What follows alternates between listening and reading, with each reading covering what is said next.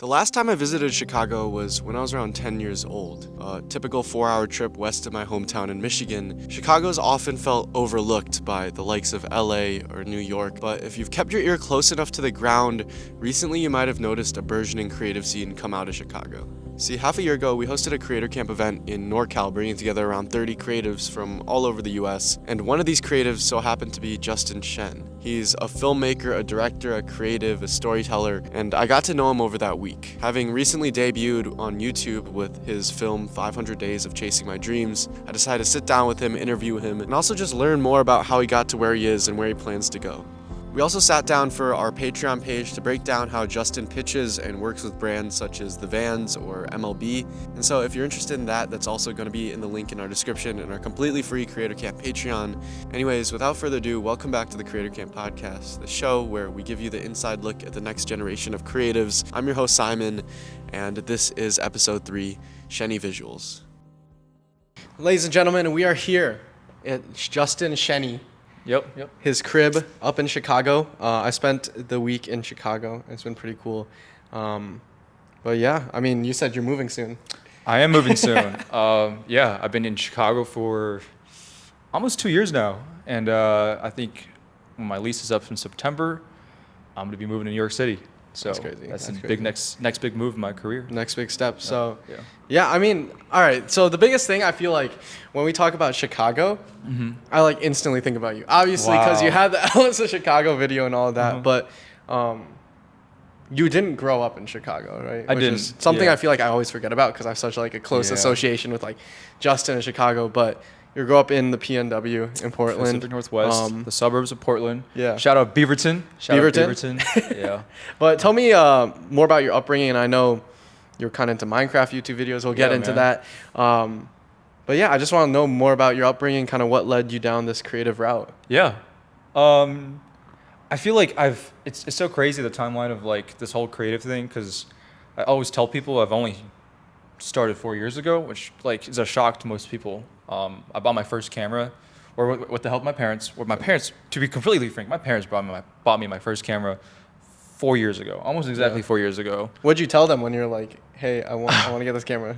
They were very supportive. They knew that I had an interest in video for like the longest time. And to be frank, when I was 12, my mom wanted me to do photography. Really? She really wanted me to was she into photography at all? She was into photography. Yeah, okay, cool. When we were in 2012 or 2011, she bought the first family DSLR. It was a Nikon D7000 or 75,000, one of those ancient DSLRs. And at the time, I was like a 12-year-old kid. I was like rebellious and like I was like, nah, mom, I don't want to do that. Like, but it's crazy. Now looking back at that, like I feel like my mom and my family has such a big influence on like my passion for the arts. My mom is an artist. My sister's an artist. Like if you go back, like in our home in Portland, a lot of the decor around the house is just stuff that my mom made and my sister like drew, painted, all sorts of stuff from around the years. So I think just being surrounded by that, even though I didn't actively like, I never drew or like painted anything. I think that's had to subconsciously like made me appreciate now looking back. And yeah, I used to make Minecraft videos and This is a trend, bro, because I made Minecraft videos, Zach made Minecraft. I feel like it's like a rite of passage. Yeah. Like everyone had to have come through making Minecraft videos. Yeah. But you're so take me through, was that kind of like your first time creating videos for the internet or like where did that come from? Yeah, that was so like I made my first Minecraft video in 2013. Crazy. It was just me and my friends playing Hunger Games. Let's go. I installed, I don't even remember which screen recording software, but it was just one of them. And I was very inspired by like all the OG like Minecraft YouTubers. That was really it. Like Sky Does Minecraft. Yeah. Captain Sparkles. Bayesian Canadian. Oh man. And all those guys, just like seeing them do cool things in a sandbox world. I think just that was really cool. Yeah. And I never had a gaming console growing up. So Minecraft was like my outlet to gaming and to the whole video world. So, yeah. Minecraft spawned, I feel like, so many entrepreneurs, so many like it's crazy. Like Chris runs Creator Camp with myself. Like he used to, this is some crazy lore, but he used to run Minecraft servers. Wow. Like he's like, yeah, my house, crazy. like randomly one time he's like, yeah, my house got DDoSed multiple times No because I was way. running a server and people wanted it down. So like I feel like, you know, that's where it's funny to think about, but That is crazy. Yeah. Even my roommate, shout out to Connor. He ran a Minecraft server when he was younger too. It's nuts. But it's so crazy that we're able to bond over this like 10 years later. I think that's the crazy part about it, because at the moment I think especially when we were making videos, it was like considered like cringy, or it was like even my parents were like, they were supportive. They were like, oh, this is a great chance for you to like practice your speaking skills and your like video making skills and all these skills. But they were still like, well, at the end of the day, it's just videos. I think there was like that one attitude.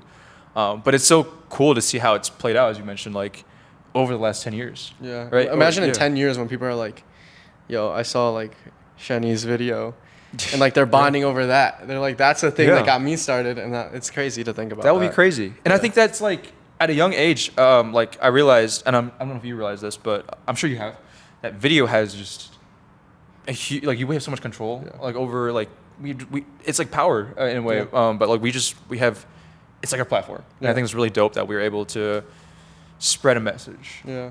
So you grew up in Portland, you're like getting introduced to like camera, taking pictures, that sort of thing. But at the same time, you're starting to play basketball, right? And this is something I'm noticing as well. Like when I look more into your story, I'm like, and just even like, you know, you worked with a basketball team at Illinois, like that sort of thing. Like, so what were those kind of like the two outlets you saw, was like playing basketball and creating videos or taking pictures? And like, I don't know, what kind of impact? Like, tell me more about your basketball career, man. Yeah, man. So it's so funny because so to backtrack a little bit, I was born in America.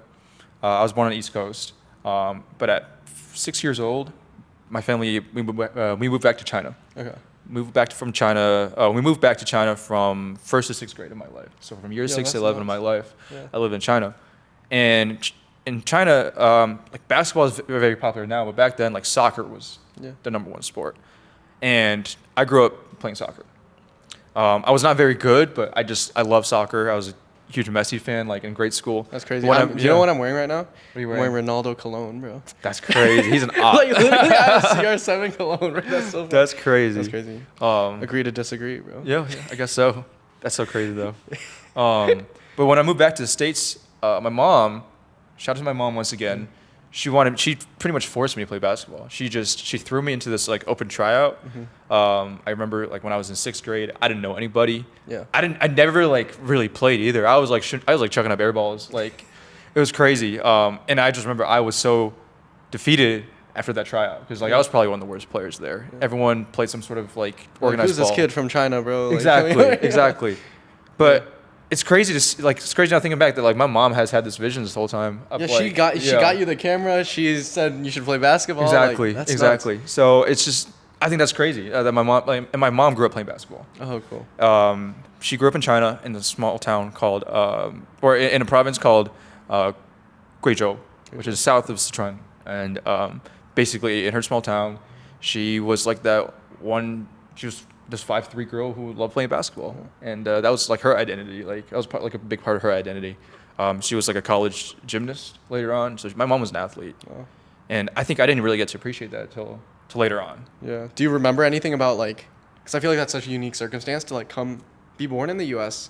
and go back from like what do you remember about China, or like spending time there? No, I remember a lot. I think it has some of my favorite memories, and I still like. It's so crazy because as I grew up, I think I learned how to talk about it more and more, right? I think like growing up Asian American it's a real struggle to, I think, at some points, like, I never had to hide it, but I think I had to like alter the way it was, whether to fit in or just to create this narrative about yourself. But no, China was a very now thinking back, it's very eye-opening. I did 2 years of normal elementary school. I did 3 years. I did 3 years of normal elementary school, and then I did 2 years of foreign school. So I was in an environment where we had American teachers, and we spoke English half the time, and that helped me transition back to America a lot. But yeah. Then you come back to Portland. Did you come back to Portland? I went back to Portland. You came back to Portland, started playing more basketball, and then kind of take me through. Let's fast forward a little bit here. I know a lot of this is kind of covered in the 500 Days of Chasing My Dream video, which just came out. Huge, amazing. It's been cool to see that story. But it looks like for a while, like you stayed creative, at least from my understanding. Like you kind of grew up, you had the camera, you were working on it, but it also seemed like at the same time, it kind of receded into the background. It did. Yeah. So for context, a month ago, I released my first short film, documentary, memoir, whatever you want to call it, on YouTube, called 500 Days of Summer. If you haven't seen it already, you gotta watch it. Yeah, and I just pretty much, I talk about the last 500 days of my life, of how creativity has changed me and what I've learned from it, but it's really about how I got to this point in my, of like my creative career. And so you're absolutely right. I think creativity has always been a part of my life, whether it's through sports or like Minecraft videos. And in high school, what I really wanted to do, the first thing I really wanted to do was I wanted to be a 3D artist. I really wanted to be an animator at one point in my life. And I would say I was like a kind of a late bloomer in high school. My first 2 years, I didn't take school very seriously. I didn't join the extracurriculars that like is so heavily like emphasized for like college applications and stuff. But I think when I started Blender and Minecraft, like those Minecraft videos got me into Blender. Yeah. And I really wanted to make Minecraft animations. I mean, if you see his channel now, like, I think it's the funniest thing. We were talking about this earlier, but it's like 500 Days of Chasing My Dream, like banger video about like kind of your journey. And then right underneath that, it's like 8 years ago. It's like Minecraft, like animated, like music watch video. Me whip. Watch me whip. Which I think is so funny. But I mean, what... So you kind of got into Blender because, you know, you're on YouTube, you're kind of starting up, and then you started making Minecraft music videos. Yeah, so like I got into Blender just because it was like another creative outlet. I feel like I saw all the cool Minecraft animations that Captain Sparkles is doing, and I wanted to make my own. And I did stuff outside of that too. I think there was a lot of stuff that I just I learned. I did all the tutorials, the donut, the 8-ball and stuff. And I think for me, like, I always just, that developed my interest in video. Yeah. Like, do you know what's interesting is, like, I see it in your videos now. Like, now that I think about it, now that you're telling me about that, I see that there's, like, a 3D element to, like, your videos. Because that's something I've noticed. I'm not sure if you're, like, working in After Effects, and we can get into that later as well. But, like, I don't know. I feel like for me, it's always been just pure 2D, and I'm not thinking of that. But, like, when you look at your videos, like, the way the camera moves, and sometimes, like, there's something three-dimensional about it, and maybe that's from that, maybe it isn't, but like, you can see kind of, and this is what I love talking to people about, is like, when we turn back the clock and see every step that it took to get to where you are and build your style, it's like so obvious, but at the time you're just like, I'm messing around with Blender, I want to make Minecraft anime. That's true.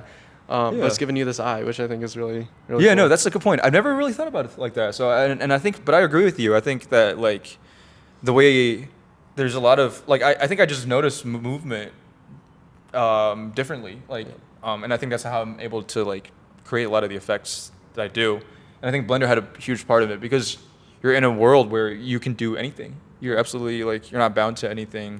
And I think that was huge for me growing up. And something about sandbox games like Minecraft really just drew my attention. And I think that's what's so beautiful about creativity too, is that like you can make anything you want. And to kind of build upon that, when I first started the camera, I think my goal was always I just wanted to be able to learn everything so that I could create anything I wanted. I think that was like a big goal of mine. So I started out just shooting with friends. Then I went to the basketball team, but I kept venturing into all these different paths of creativity, and like just with the goal of like if I want to make something, like I want to be able to know how to execute it. That's been a big goal of mine. Did you ever like, and this is kind of an aside, were you like trying to get to the NBA, bro? Were you like, I'm gonna make it to the NBA at some point? Dude, that's so funny. I feel like every Hoover like thinks like wants to play in the league, and like when you're little, you're so delusional, and you think you're gonna go. I was gonna go D1 and stuff. But like, dude, to be honest, like my hoop dreams died like really quickly. And they're still alive, like playoffs. You're right. I still have playoff game tonight. Maybe. Exactly. And dude, I still have 4 years of eligibility in college. So if like college wants to pick him up. It's crazy because I think I started playing basketball pretty late. I started in 6th grade. Okay. I was a late bloomer in both like physical and like I feel like just socially. But like I think I was I was skinny, I was short, but I just really loved the game, and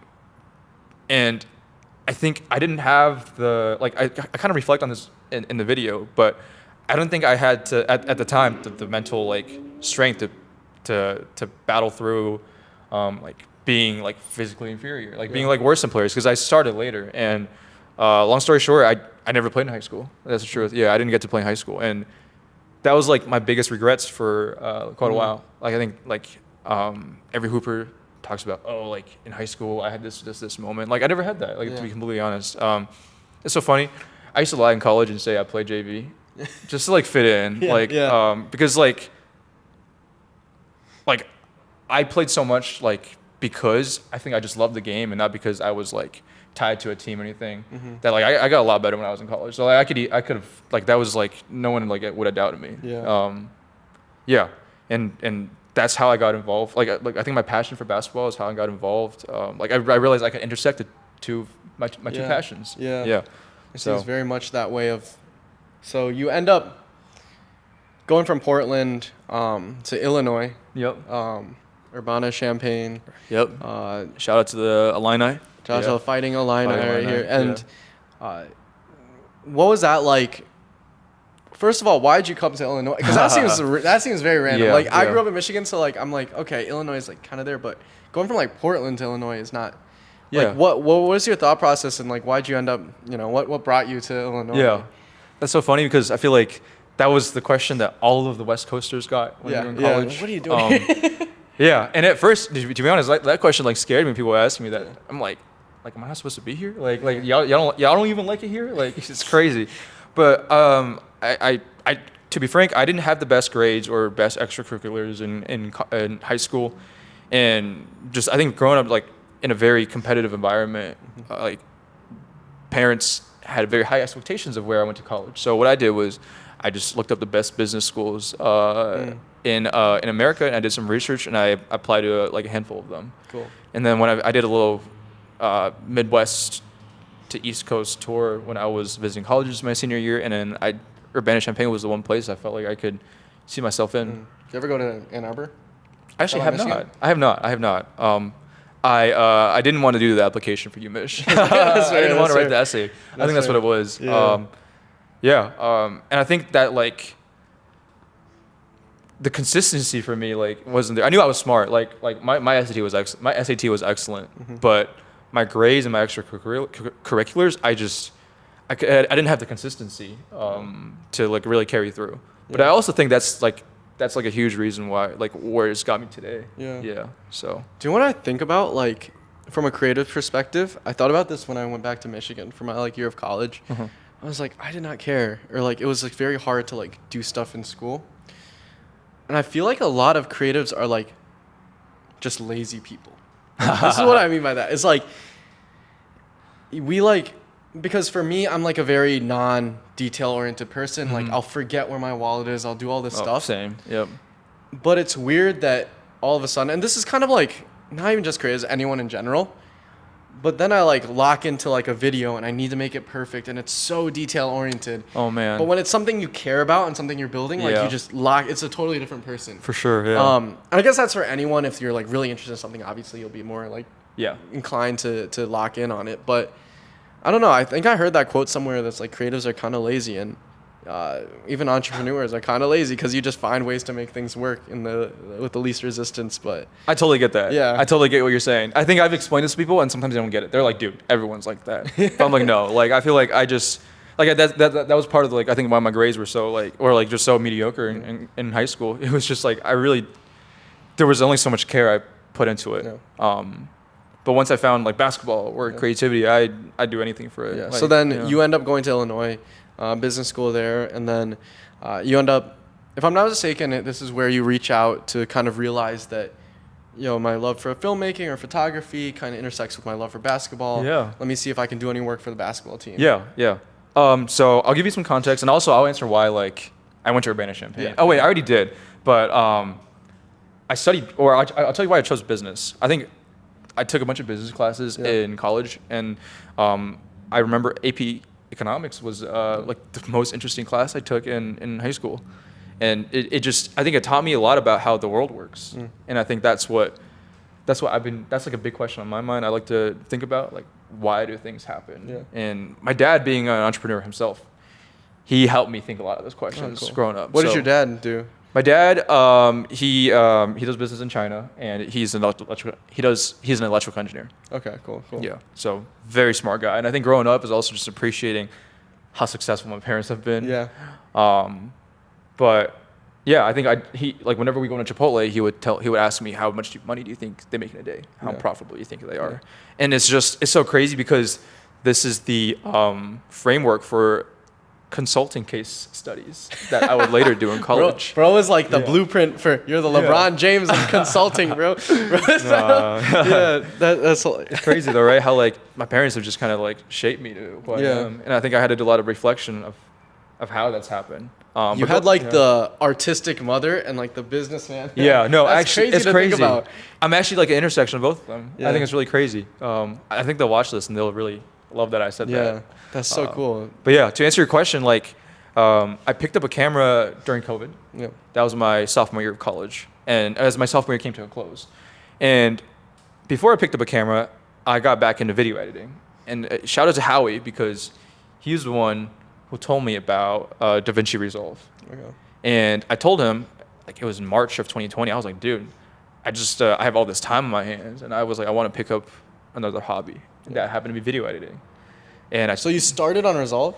I started on That's Resolve. crazy. I've never used Premiere. That's another fun fact. And what the yeah, heck? I think I made the right choice with that. That's oh crazy. man. But I wanted to edit videos because I felt nostalgic about my time in college. I was back home, like we were all isolated, and that was my way of like kind of expressing how I was feeling at the time. I would just edit clips, like very CapCut style edits of just me in college with my friends having fun over like a lo-fi beat or something. Yeah. That was literally it. But then I started posting on TikTok. I was like, I've learned how to video edit. I made a video called how to make like a drink from Kung Fu Tea. Because I worked there when I was in college. Really? Okay. And it got like 3,000 views on TikTok. Let's go. And I was like freaking out at the time. Tutorial? Yep. Kung Fu Tea tutorial. And I was like, wow, like people are locked out and they're really seeing this. Yeah. And I just kept, from that point on, I just kept making whatever was on my mind. So I would try to do all the cool transitions. I saw on YouTube, like there was like a door transition one where I would open the door and you're in like a new area. Yeah. I tried all of that stuff. And I couldn't film, right? So what I did was I used my phone. I used all the clips I had on my phone. And my dad had a drone that he bought 2 years ago for my mom's anniversary.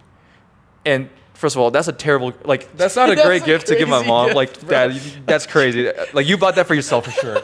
But it ended up helping me out Drone, 2 years bro. down the line. So, like, I think it's cool. But he bought a drone for the family, like, really. And my dad does this thing where whenever he buys gifts, he sometimes buys it for himself. Yeah. But shout out to my dad, because I picked up that drone and we go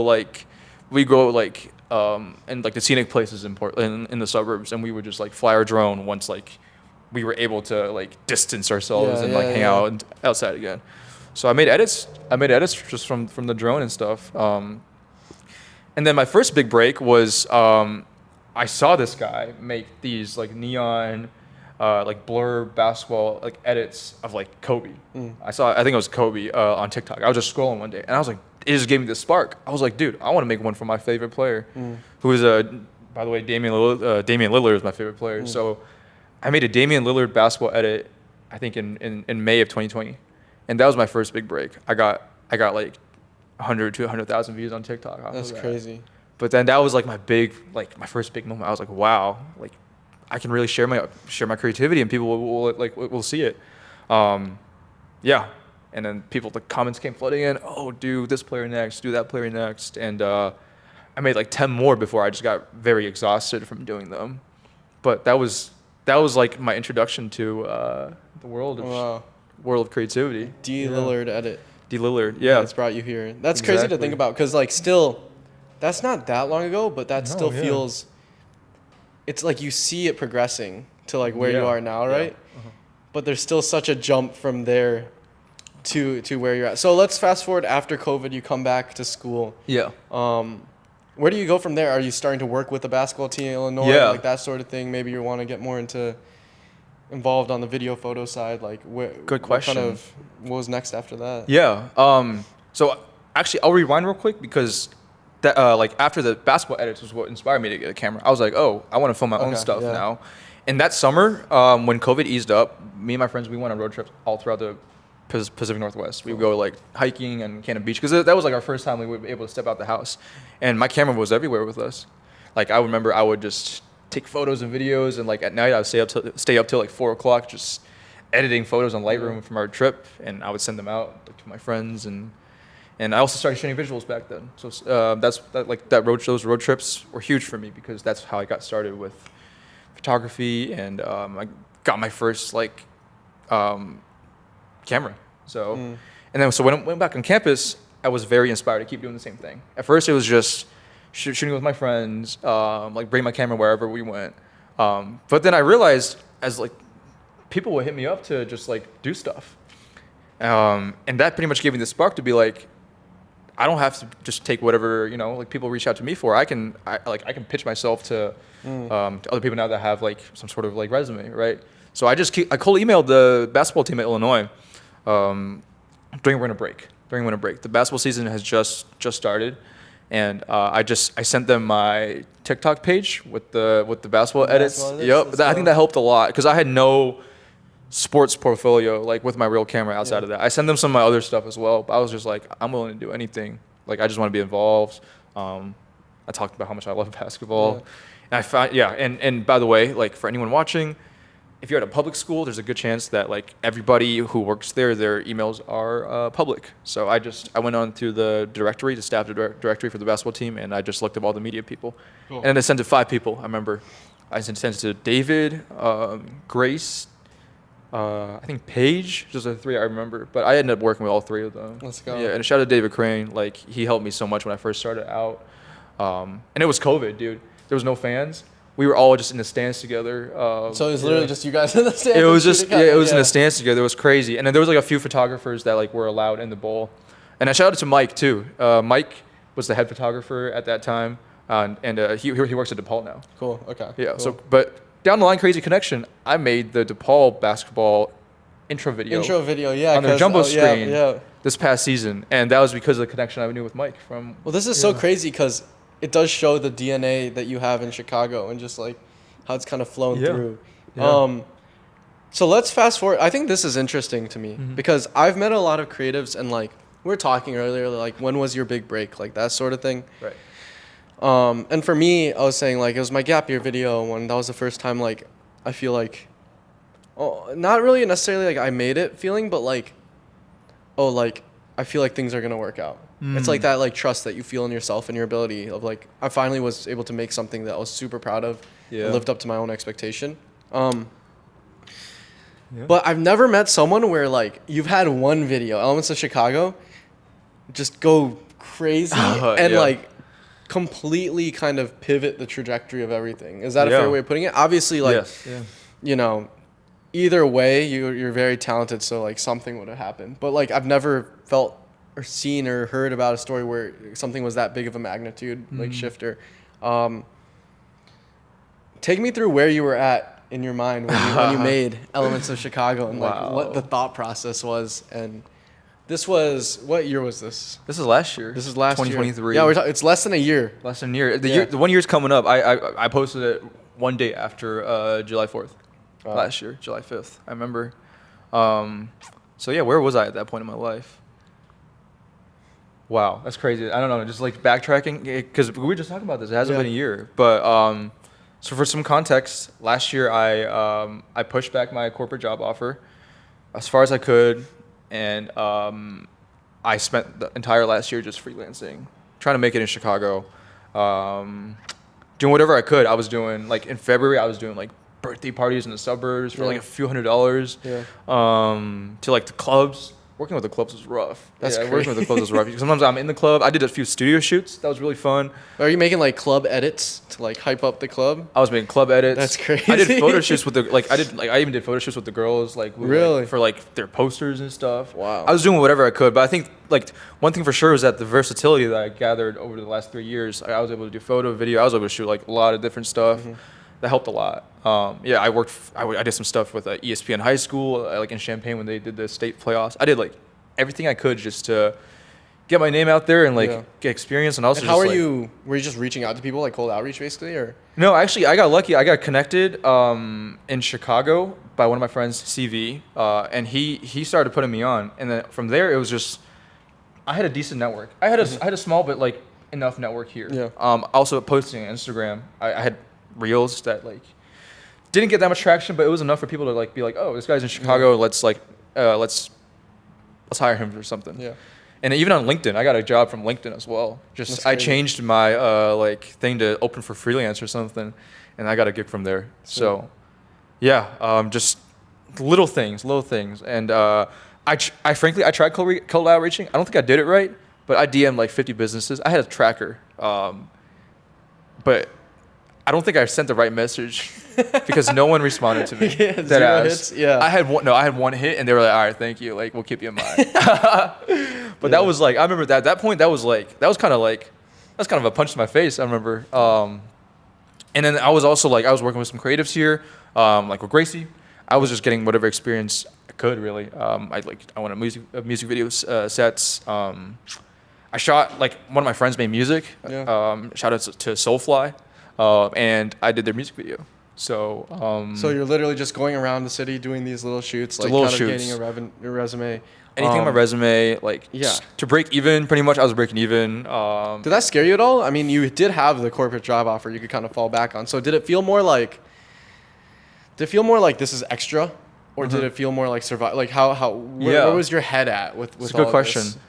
I think I went back and forth between survival and like, oh, this is something I can fall back on. Yeah. But like to be real honest, just like last year was like, dude, you got a year before you work in corporate, and this is your proof of concept. Like, or just like you got to prove to yourself that you can do this.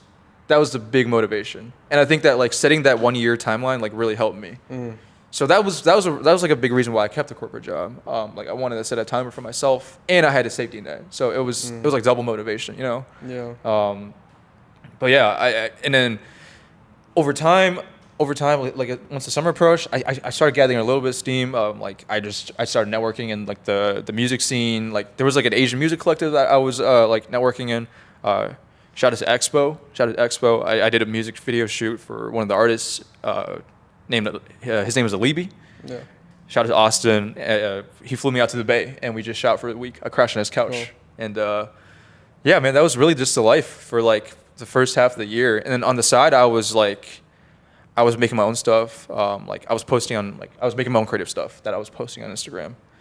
And what did that era of Shenny Visuals look like? Like, what were you posting there? Yeah, I had a video that was called like My Life in Chicago. It was like the bing bong, bing, Oh, bing, yeah. bong, that trend. It was just clips of me in Chicago. I had this habit of I brought my camera everywhere I went, and I was just recording whatever I saw was cool, and like I feel like it was a very genuine reflection of my life at that point. So that's what I was doing, and then I started working with this client called the Greenwood Project in the Loop, which is like the center of Chicago, and that was like the first sense of routine I even had in this life, because it was like they had a summer program where I was just like they're like personal photographer and videographer, so I would come in like a few times a week, and that was my first sense of stability during this freelance grind. But that gig gave me the inspiration to make Elements of Chicago, actually, because my life had started to become routine, and I was able to get a grasp of like, who am I in the city? And I commuted into the Loop every day. Yeah, the same train you went Same on, like train, that sort of yep. thing. Yeah, you're getting a feel for the city. Exactly. So like the trains and like the video, like that was what I was seeing every day for like the last like few weeks. And there was this trend going on in TikTok at that time with the Kendrick and the Kendrick N95 song with the Radiohead mix, right? And everyone was doing these crazy like fast-paced match cuts and stuff, and that really spoke to me. those edits really, really spoke to me. And I think it's something about how like chaotic and fast everything was moving, while like in the middle there was something standing still. You could still see what's going on. And I feel like now thinking back, I was like, wow, that was such a, I think I was really drawn to that because that was such like a reflection of like how my life was going that time. There was just so much going on. Like it was changing so fast, but like at the center of it, it was me, right? I was the only thing that was constant. And I think I quoted that in my short film as well. And I think that's where I really got the inspiration behind like the quick match cuts and hyperlapse styles. Yeah. And now that's kind of like the Shenny style. Yeah, you see that, I'm like, that's Shenny, match cut god. I guess so. That's great. I'm curious, like, what advice would you give to someone who's like in the freelancing grind, who's like stuck in that kind of loop, or like was in that spot that you were, maybe hasn't really gotten their footing, or like is kind of taking on project, building up the resume. What advice would you give to someone that's at that spot, right? Yeah. That's great that's a great question because I see a lot of creatives just in that spot, right? And I think it's not a terrible spot to be in. Like I think we're all blessed to be able to like make a living off of like making videos. Yeah. Like sharing our creativity. That's we're all insanely blessed. But at the same time, I think that there is a reason why I feel like people who like make it further or get like more creative jobs do so. And I think that's one reason is because they, like for me, I was always working on my own creative style. Even though I was taking in jobs, like that was always a part of me. And I wouldn't let the freelance gigs overwhelm me. Like I would take a pay cut to have some free time to work on my own stuff. And that was very important to me. And so drawing that boundary, and also just being in tune with like who you are. I think that's super, super important. Like I carried my camera around everywhere, just to capture what I was seeing around the streets and stuff. And I think that's like how I was able to like practice my own style, right? Because I was practicing my own footage and like stuff that I liked, stuff that I saw, and over time you pick up stuff from other people as well. I talk about this in my video, but also stealing like an artist, learn how to steal like an artist. And frankly, like I wasn't the first one to do a match cut or hyperlapse, but I think I just put a very good spin on it of like the Shenny way, right? As people say. So yeah, I would say just work on your own style and like steal like an artist. Who are some creatives that you were looking at a point of inspiration when you were at that point? There was a few. There's this guy named Fonzel on Instagram and TikTok. I saw I hit one of his edits. I know. Yeah, you know what I'm saying? Yeah. He was like the first guy to really use that sound to really make something cool out of it. And then there was another guy named Fabrizio. Fabrizio. Shout out Fabrizio. They are really dope. And then it's crazy because I feel like a lot of people have asked me if I've seen the McLaughlin brothers. And at this point, they're actually another huge inspiration. But actually, I didn't actually watch any of their stuff before I made Elements of Chicago, which is really crazy because I look at their stuff and it looks like my stuff, but like way, like honestly like way cooler. Like I'm like, damn, how do they like make some of this stuff? But I think it's crazy that like the McLaughlin brothers, that they've been doing this for like years, and I've seen the spin-offs that they did, and that inspired me, which is I think is crazy how like just things kind of come around and stuff. Right. Yeah. I think it's so cool how like people draw different inspirations and it comes like back around in a circle. Yeah. So, yeah, I think those are like the stylistically, those are a few that really, really, really inspired me. Yeah. So Elements of Chicago comes out. Obviously, like you can see in the video, it does really well. Like most people have probably seen it. If you're in Chicago, you've definitely seen it. Yeah. Like on the news, everything. People start flooding your inbox. What was that feeling like? Was it kind of like, did it instill a new sense of confidence in you? Like what? Like take me through like what, like you post that video. Yep. Was it like an instant blow up? Like did you go to sleep, wake up and your phone was like what is that? You know? Yeah. What was that? It was so crazy. Because I think I had the video done for a few days at that point. But I worked on the video for like a week or two straight. Mm-hmm. I shot it just across 2 days. I was just after I shot with one of my clients. After I was done, I would be like, okay, this is what I want to do. I was just experimenting. And I did for like a week or two straight, and then I posted like a snippet of it like a day or two before I posted the actual video. I posted a snippet on my story, and then like it got like a crazy amount of like likes and just people like reply, like slide into my story, be like, whoa, what the fuck did I just see?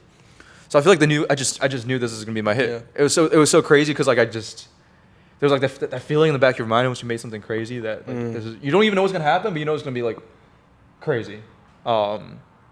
So I posted that video the morning of July 5th, and yeah, it pretty much instantly blew up on Instagram and TikTok. I think it blew up on TikTok first, but then it slowed down a little bit. But then Instagram took a while to pick up, but it just kept going and going. Yeah. And you're right, people immediately flooded my DMs, my email. I don't think I had like a real email at that point yet. I don't actually know. I don't know what the timeline is, but yeah, there was a lot of emotions going through my head at that time. I was like so happy for myself, but I was so like overwhelmed.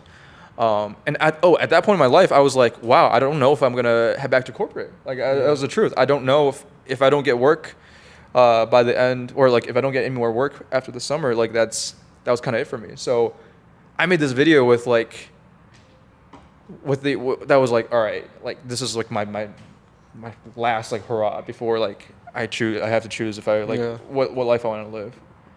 So like I was very motivated to make this video right. And I think the first thing I had to do was understand who was like serious about working with me, or who just wanted to like ride the wave per se, right? And like most people, to be honest, like reached out and like was not serious about working. But like at that point, I was just so excited that anybody reached out. You know what I'm saying? I used to like check my DMs like every day, hoping that like someone would like drop a message, like leave some work. So that was just, I was so happy, but I was so overwhelmed. That's like the simplest way to put it. Yeah. I can't imagine. And then, so did you feel like once that video started, you were like, okay, I'm not going back for this?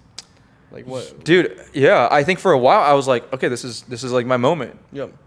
But I think it's like the more you learn, the more you realize that there's like so much you don't know. I think that was like my moment where I'm like, oh, there's still a lot to learn on the business side of things. If I want to like make this like a real career, like I got to learn how to talk to people. I got to learn how to like negotiate very well. There's like a lot of skills I still needed to learn. So I think that like after a while, I like sat myself down. I was like, yeah, like if you want to seriously like pursue this as a career, you gotta think long. First of all, you gotta think like long term, and you gotta like there's a lot of skill sets you still have to build. Yeah. Was there like a come down from that high? Because it's a crazy high. Yeah. There definitely was. I think after a few months, I got so much freelance work that I was insanely overwhelmed. I was like burnt out. Basically, I hit a burnout like after like 2 months of that video work. I was just taking whatever I could. Or I literally took like everything that like paid me like the decent amount. You're still in that scarcity mindset of like exactly. Yeah. Which was like I feel like every like successful person needs to like, or creative needs to kind of go through that phase of like kind of figuring out where your limit is. So yeah, I was like insanely burnt out like 2 months after, but I did a lot of good work in between that time frame. I directed like a music video. I went to like an event in Atlanta for like it's called Invest Fest. I did all sorts of random stuff, and I kind of figure out what I like and don't like with the like a budget involved, right? Like, do I like doing this for like X amount of money? And it's not always about the money, but I think it was about like figuring out what's a good fit for me moving forward. And yeah, I did stuff for like supermarkets. I did stuff for that's nuts. I did Lala too. Lala was a highlight. I did Lala for an agency. That was my first time working with an agency with like a big client. So the client was T-Mobile, and that was also very eye-opening. Just learning how like different people or just different businesses needed different like creative stuff was very eye-opening. But yeah, 2 months in, I was very burnt out. And I had to step back and like kind of reevaluate. And then 2 months, so that was September of last year. And then I had till January of this year. So I had 4 months until I had to make the decision of whether I want to work in corporate or not. Cool. So. And initially, like you had a certain amount of time that was pushed back, but yeah, if I'm not mistaken, it got pushed back more. Yes. So I graduated college in 2022. Okay. And my offer my corporate offer was from October of 2022. And actually, funny story, we haven't really talked about this, but the whole reason why I pushed my job back was because one of my old clients offered me a job to be their full-time like creative producer. And it was a sportswear startup that worked with college athletes. And I thought at that time that was the perfect fit for me. and it was like my one shot to do something creative. I had no other option, right? And so I was like, boss, like if I'm able to push back my PwC day, I'm willing to work full time with you. Yeah. And then the stars aligned, and then PwC was like, all right, like you're working with us next summer. I'm not gonna say the reason I gave to PwC just in case someone there sees this. But yeah, long story short, we got to push back a year. And I ended up working at the startup for 2 months before I got fired. Okay. Why'd you get fired? I got fired because the reason that he gave was because like like the long story short, I wasn't a good fit. Yeah. Yeah. I think the company, I mean, when you're working with startups, like things move so fast and like needs change. And I think like there was no way they would have, they just couldn't justify paying me that much to be a full-time creator. There wasn't that demand in the company, I think. Yeah.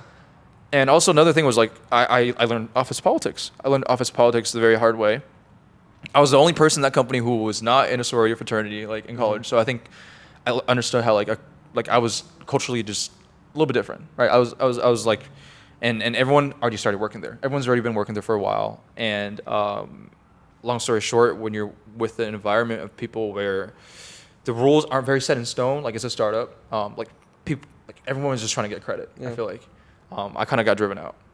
I feel like some people in the company wanted to push me out of like my role because when I came in, the CEO directly hired me and he hyped me the fuck up. Like that's the honest truth. He like everyone in the company was like slacking me. Like, dude, we're so happy to have you. And like, and it was so crazy to like think back of like when you're working with a company, you can't just, you have to care about other people's agendas like as well. You have to keep that in mind. I feel like I care too much about my own agenda. Like to be completely frank, I was also like I wanted to do like I was hired as I thought I was the head creative guy basically. I thought, and then I wanted to tell people to do things, but the company was not structured for me to do that.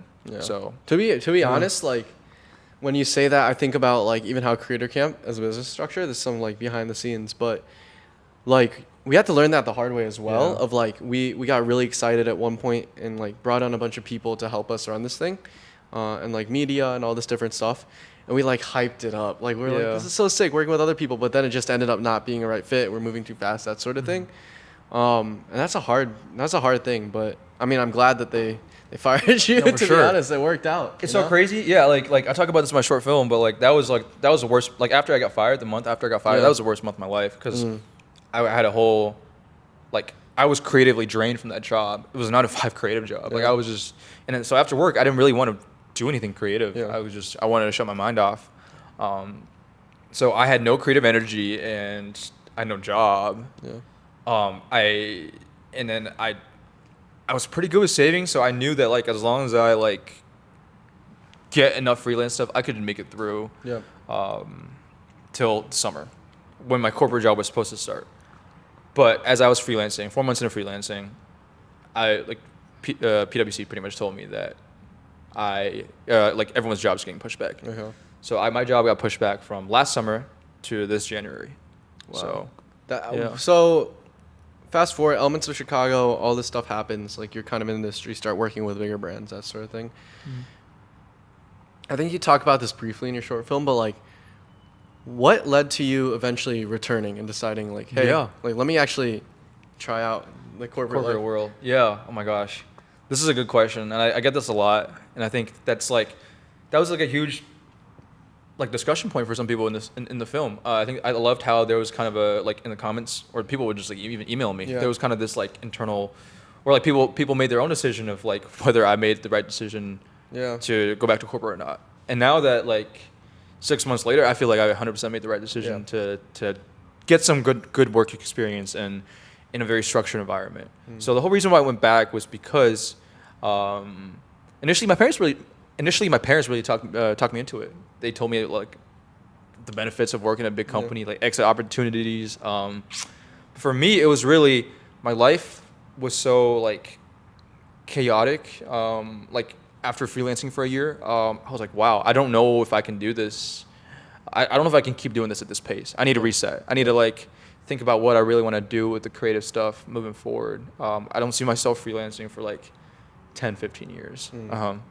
And I realized that once I'm in corporate, I can it will buy me some time to figure it out. I don't have to worry about gigs coming in, you know what I'm saying? Like, I think that sort of exactly. thing, yeah. Even though like gigs were always coming in, like there's this fear that like, oh, stuff's gonna run dry. And what's your game plan when stuff runs dry? And then I frankly didn't have a game plan at that point. Yeah. I knew I could probably apply to another job, like business job, because I have a business degree. But I feel like it would be a lot easier. I mean, it's true. It would be a lot easier to just get some work experience in before. Yeah. I respect that, because I think there's this. God, even when I dropped out of school, or like when I took the gap year, there's just like the notion of like, you have to be all in. You have to do like, it's such an individual thing. Yeah. It's almost like this Gary V generation where you distill a lot of these complex like individual life decisions into like just drop out and go all in or something like that. It's just so like, I don't know. I think it's smart, and it's such, it's an individual thing. It's such an individual thing. It's like, what do you want out of life? Like, I decided I wasn't going to go into this like business world, right? I decided I didn't want to go consulting or investment banking or whatever. Like, I didn't want to stay in school. And that worked out for me. But that might not work out for everyone else. And like, I think that's a great example of like, maybe it sounds contradictory because like you want the end of the story to be like, I chased my dreams and like I made all this money and I made my own business. But like, you're where you are because of what you want to do and what you want your life to look like. Exactly. And you've tried everything, and it's like, that makes so much sense. And I think it should be like a highlight, you know? It should, I almost think it's cooler that you went back to corporate to like take those jobs and do that thing rather than just drop out and like, you know what I mean? No, I get you. I appreciate that. Lot, yeah. And I think, it's you're right. It's not for everyone. I think for a lot of people, it would have been better to just stay in the world. But I think I like naturally, I'm actually like, I feel like I'm a very like risk averse person. I take very calculated risks. Like I feel like I will see things through before I like jump ship. Yeah. And I think that's kind of like just me being very like playing my cards very carefully. Yeah, I like that. Yeah. And to be honest, like not a lot of people get to like experience like such a like there's some prestige in a job, right? And I think that would have been a wasted opportunity. I mean, I studied 4 years in college for it. Right. Yeah. Exactly. Yeah. Yeah. I think it's smart. And yeah, I mean, what I'm curious for you, like, then how do you do it? How do you do the 9 to 5s and 5 to 9? Like, because that's exhausting. Like, how are you able to do it, you know? It is exhausting, man. I've gotten a pretty lucky start in consulting. Like, my work's been pretty light. Like a lot of my peers work like long past 40 hours, and I frankly like I haven't had to do that yet. And I've been very lucky. They're gonna see this and crank it up, bro. Yeah. So I'm not gonna go into detail, but I've essentially had to get a lot more like disciplined about like my life. And I feel like when I was freelancing, I was getting stuff done, but I was not disciplined. Like I was replying to clients like late. Like there was so much of my life I had to figure out the last like year or so, and I think that like some structure like really helped for consulting. But nowadays I get my work done during the day, and I work on creative stuff just whenever I can, really. Just like I think I've gotten a lot better just like taking advantage of like my free time whenever I can, really. And I always tell people I feel like I work 3 jobs. Like a lot of like anybody who works a non-creative job who does creative stuff on the side. We're working 3 jobs. We're working our day job. We're doing stuff for clients. We're also making our own stuff. And I feel like that is the hardest thing to juggle. And I feel like, frankly, I've had to sacrifice making my own stuff the last few months as consulting has picked up. But there will be phases where, like, if I want to stay in consulting, I feel like I'll have to sacrifice freelance work to make my own stuff. So yeah, I think it goes back to this point we were talking about earlier about how like things come in phases and waves, and I think I'm on this phase where like I want to move to New York. So I'm trying to gain clients and just do as much work as I can now, so that in New York I can choose whether, you know, like I have more control over my future, basically. Yeah. Will there be elements in New York? There will 100% be elements in New York. There actually will be. I've actually thought I've thought clear, like I've thought this through.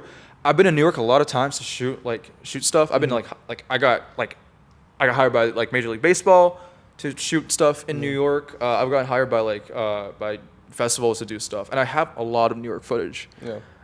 But I haven't put together like something that I feel happy with to really represent what New York means to me. Yeah. I think. So yeah, I think I like the roadmap for me is like I'm moving to New York City type video, and I think that like that's where the elements of New York will come in. That's gonna be sick. Yeah, dude. it's gonna be sick. How do you breaking down like you've worked with a lot of big clients. So let's say like Vans, MLB, for example, like some others.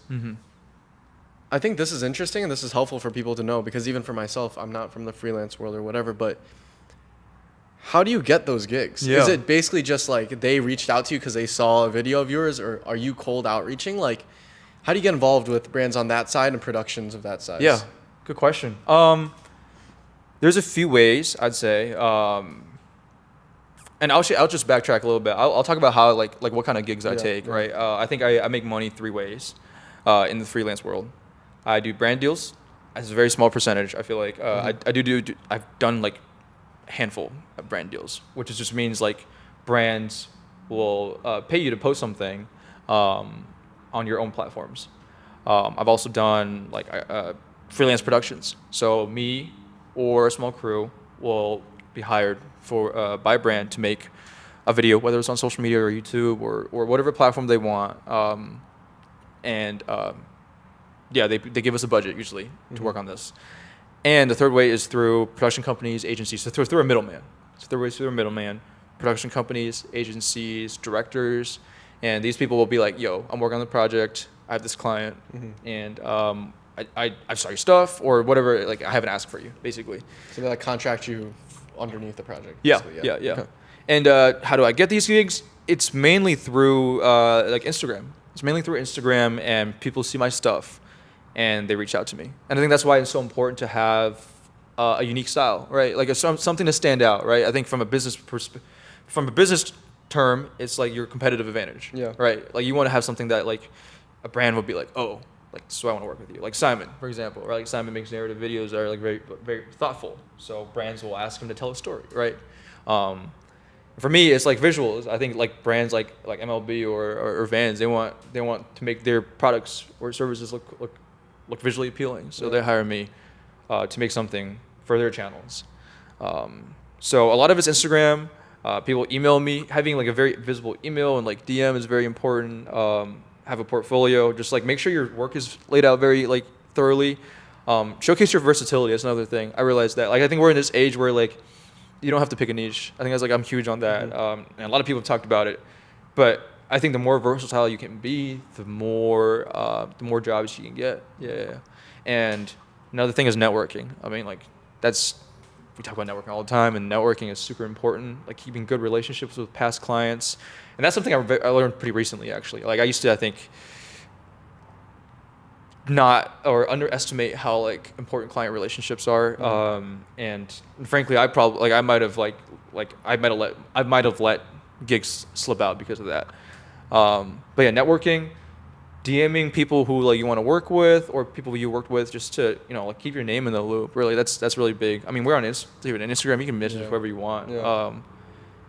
So I feel like that's like the few things, and that's actually like a big reason why I want to move out of Chicago. I think I want to like develop a network, either in New York City or LA or somewhere where there's more. I think there's more opportunity for me. Yeah, so that's cool, dude. Yeah, that's the free game from Shenny Visuals.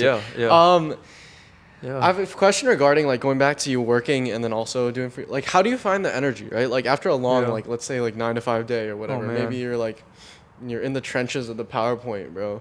You're like you're in the Excel spreadsheets, like. Oh man.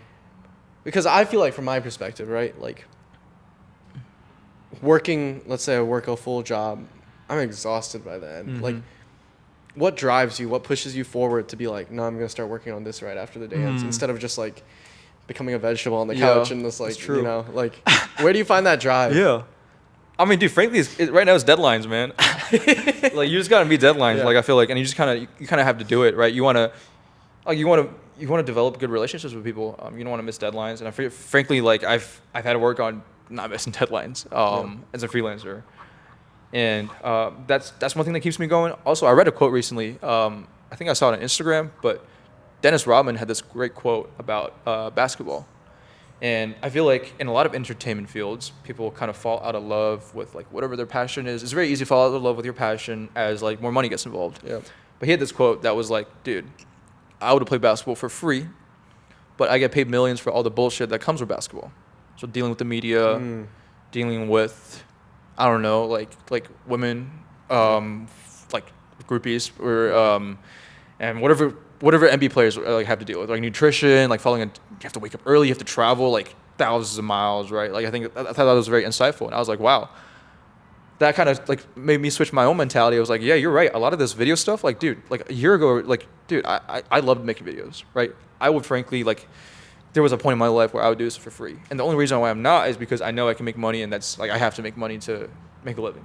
But I would make videos for free, and I think it's all this other stuff, like contracting and like dealing with clients and revisions and like dealing with other people, like what if other people want in the videos and stuff. Like that's the stuff that like we really get paid for. And I feel like, wow, I was like, that's very insightful, and that keeps me. That kind of like shifted my mentality of like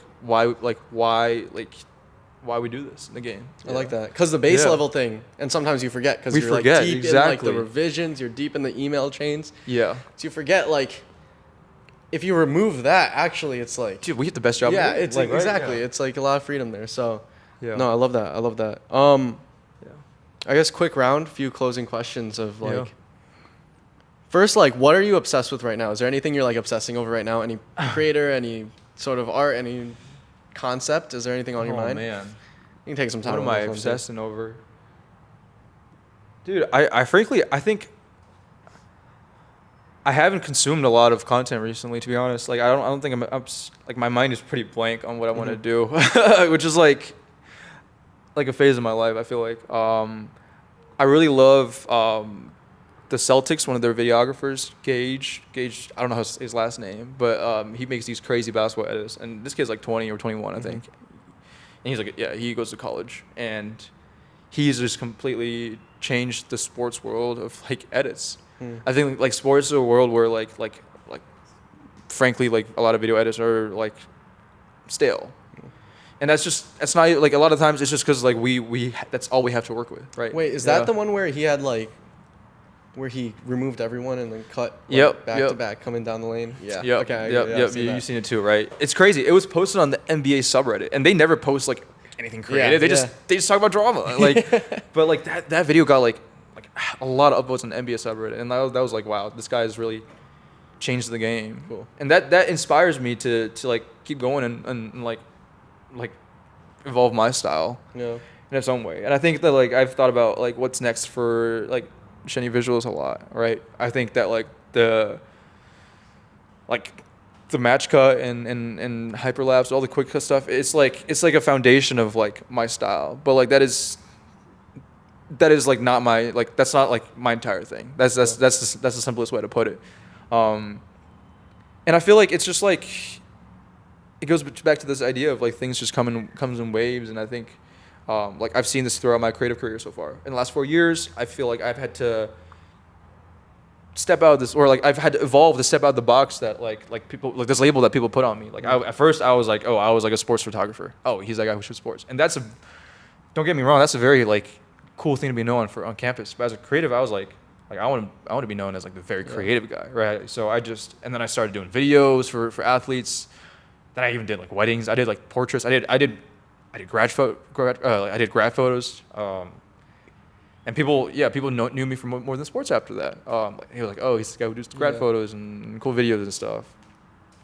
And I think that just like the hyperlapse and match cut, it's just like another step in the evolution where like, and then I'm trying to find what's next for me. I feel like that's the beauty of creativity. Like nothing stays the same, right? And things are always changing. And I think that will always be the foundation of like who I am. But like even in this last short film, I wanted to make something 30 minutes long. I wanted to add a narration. I wanted to put my own face in it. That's all like I feel like steps in my evolution. And you can see the match cuts and stuff. That will never go away. I think that's such a. I mean, visually it's just very like cool to see, but also I think it's just a very true reflection of how I feel all the time. So yeah, I think also like from a basketball term, it's just like always adding to my bag, like adding tricks and stuff, right? And I'm kind of excited to like move to New York and figure that out. Next chapter. Yeah. Next chapter. Closing. what's a message you have for yourself in a year? Because almost been 1 year since Elements of Chicago. Yeah. You'll probably be in Another New York year. in a year. Speak to the Wow. camera. We'll watch this in a year. But what's something you got to say? Wow. In a year. Holy crap.